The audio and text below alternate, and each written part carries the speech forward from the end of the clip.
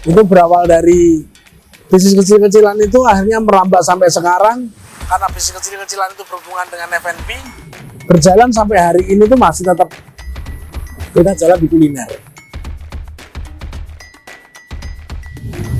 Belajar memanusiakan manusia ya, karena kita sebagai owner itu kan punya tanggung jawab anak buah ya.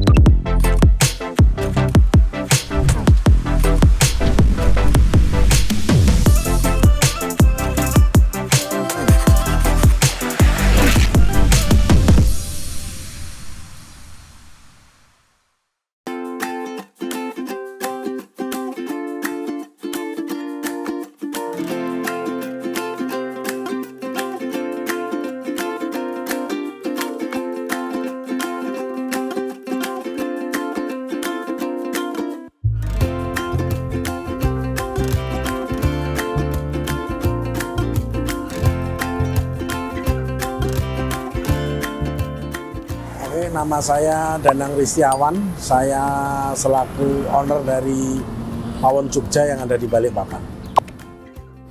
Kita main di F&B ya, jadi lebih banyak ke urusan makanan.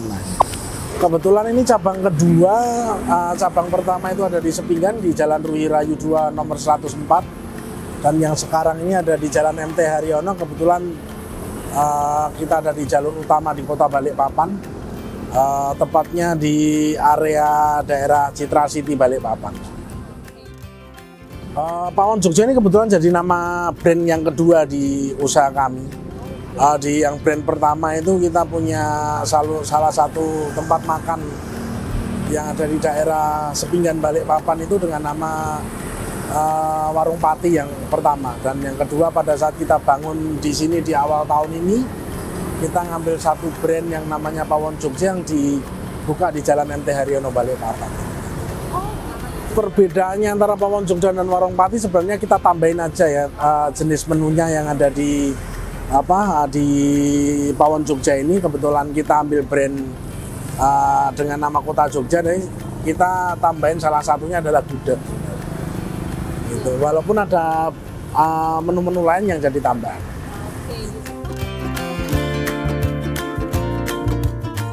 Filosofinya sih nggak terlalu berat-berat amat ya. Sebenarnya saya sendiri bersama istri itu pengen ngambil satu brand yang isi remember itu mudah untuk diingat bagi orang-orang yang pernah makan di mana sih ya, di Pawon Jogja gitu aja. Sebenarnya nggak mau cari nama yang terlalu berat lah ya, maksudnya yang orang mudah mengingatnya lah.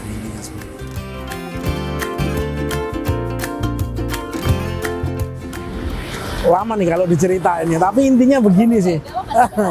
Intinya gini sih Mbak, istri itu dulu bekerja di salah satu bank swasta, dan saya sendiri bekerja di perusahaan asing dari Malaysia.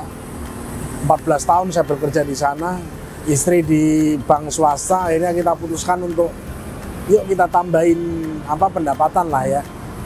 Waktu itu sekitar tahun 2016 kita mencoba untuk bikin warung makan, tapi sebelumnya kita udah ada bisnis awal-awal sih sebenarnya, walaupun kecil-kecilan ya.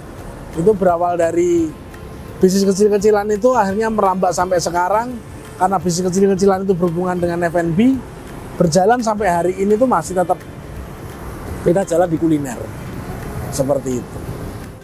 Resep otentik sendiri. Iya. Di Pawon Jogja, kalau di Pawon Jogja ini agak lumayan banyak ya ketimbang yang ada di Sepinggan ya. Yang jelas ada soto ayam, tapi kita lebih ngambil di seperti soto Semarang begitu dengan mangkok yang kecil itu. Terus ada nasi gandul yang khas Jawa Tengah Pati tapi.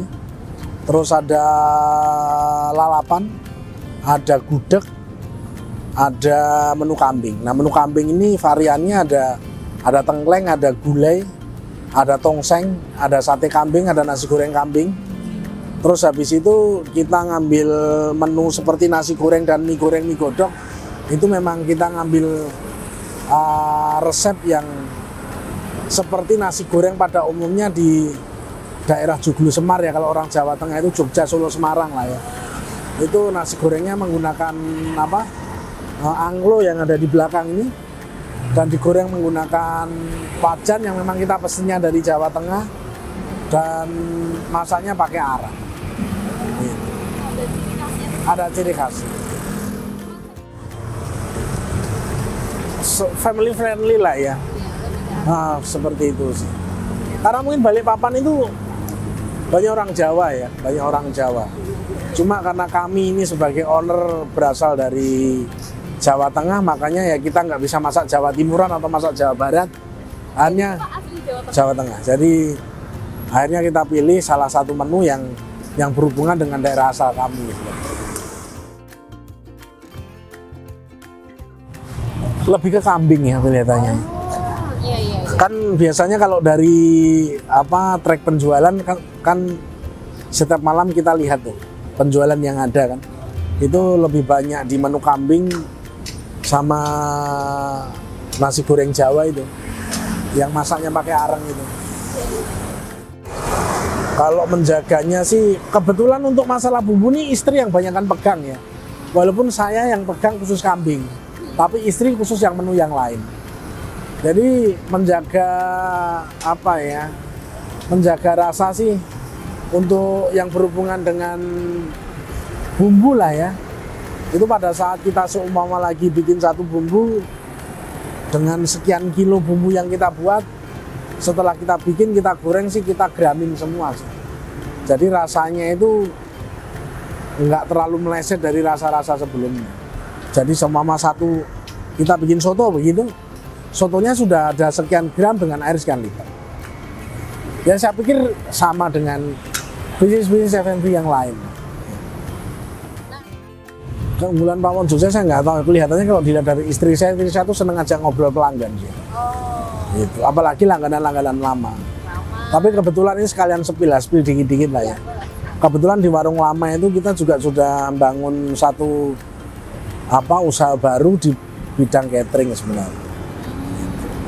Di bidang catering, dan salah satu yang menjadi customer kita itu Polda, terus Kodam, kantor pajak, sampai hari ini nih langganan untuk catering. Bahkan kemarin hari Selasa habis kita melayani Kapolda nih, hari Selasa kemarin.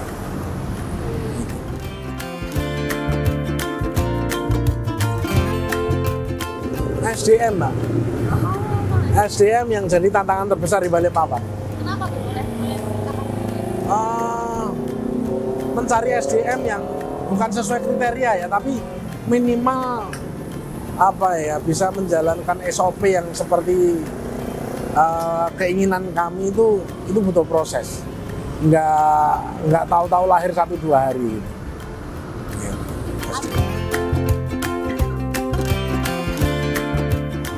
Menjaga kualitas, menjaga hubungan baik dengan customer, kebetulan mungkin 70% nomor customer itu kita pegang ya.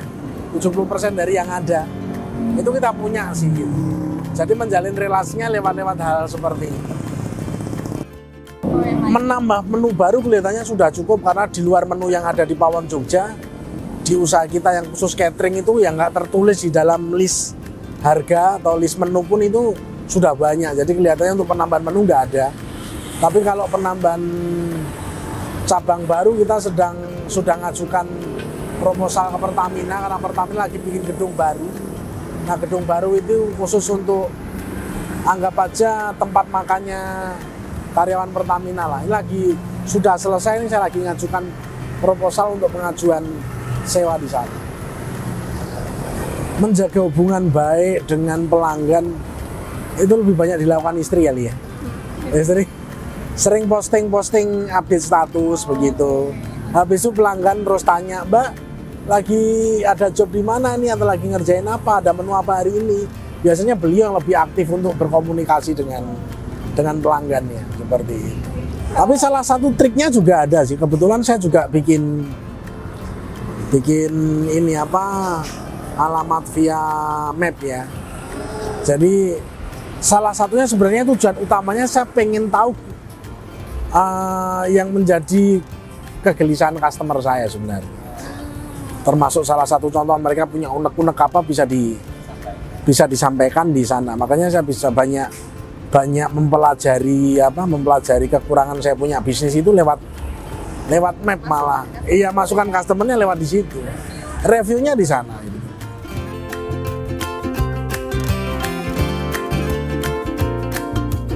Pelajaran berharganya satu.